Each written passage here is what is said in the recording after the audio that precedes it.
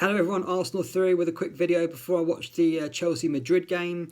Just want to cover a couple of things. The first main big story today that I've seen is William Saliba has been spotted, not quite back in training, but in on an exercise bike.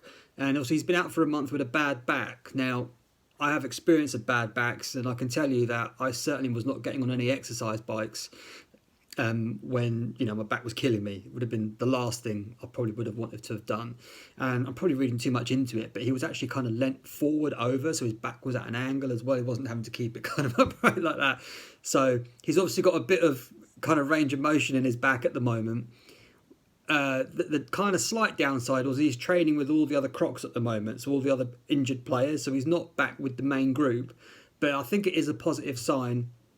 And there were some people saying that, according to the club, they're hoping to be able to get him some minutes against Southampton on Friday and then throw him back in the deep end against City on Tuesday next week.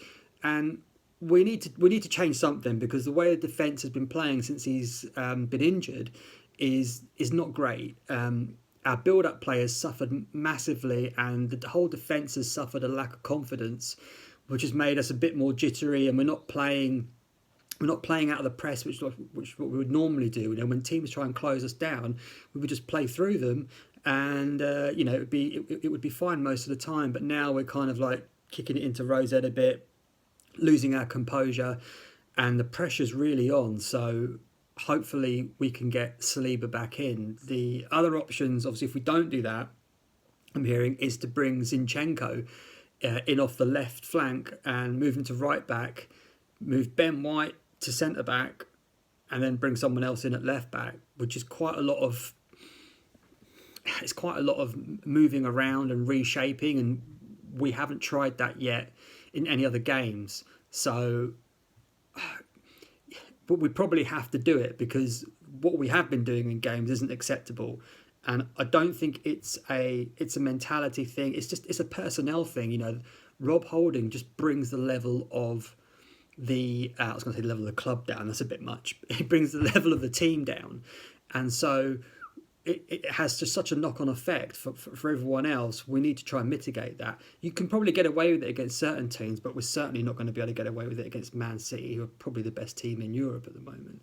So hopefully he gets some minutes against Southampton, come out of that unscathed. Hopefully we'll just get a pretty standard win, and then go into the game on Tuesday. Fingers crossed anyway. So the other thing, briefly just wanted to talk on, it's a bit of a silly one, but I realised that since I've started this channel, Arsenal haven't actually won a game. Now, granted, it's not been that long, this channel is fairly new, but it did kind of make me think, oh no, what have I done? have I jinxed this? And I've had this feeling before once, was when I got my dog, Jolene, and at some point you'll get to meet her. And I remember I was so excited to get the puppy, and I thought, oh, she's going to sit down and we'll watch the football together, and I'll get her like an Arsenal doggy onesie or something, and just be a bit silly, have a laugh and stuff. And then we just went on a torrid run as soon as I got the dog. We were losing games, drawing games. It was horrible. And I was thinking, oh no, what have I done? I've jinxed us. And as a football fan, you kind of come up with these crazy theories and superstitions as to why things have happened, and are there any links between completely unrelated events. And I did that when I got my dog, and I'm kind of sort of doing it half jokingly with having started this channel.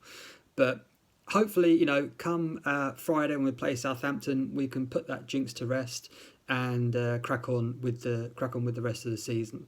Also, got the Chelsea game later on. Looking forward to watching that. I am going to do some kind of a Chelsea sort of deep dive breakdown into the situation they're dealing with there, which is a horrific situation. I mean, their fans must be pulling their hair out. And I'd like to go into some stuff, just covering it from the viewpoint of an Arsenal fan, because some of the stuff I think we've had experiences with, and might be able to offer some potential solutions as to how they can get themselves out of that terrible hole that they're in at the moment, really. So that was it. It was a bit of a short one today, but looking forward to getting some more videos out the rest of the week. And that was it. One last thing, I haven't done this in any of the videos yet. It's the first time I've done it, If you do watch this video, it'd be really great if you could just give us a like. If you're really, really kind, give us a subscribe. That would be great, because I think I've got about 3 at the moment.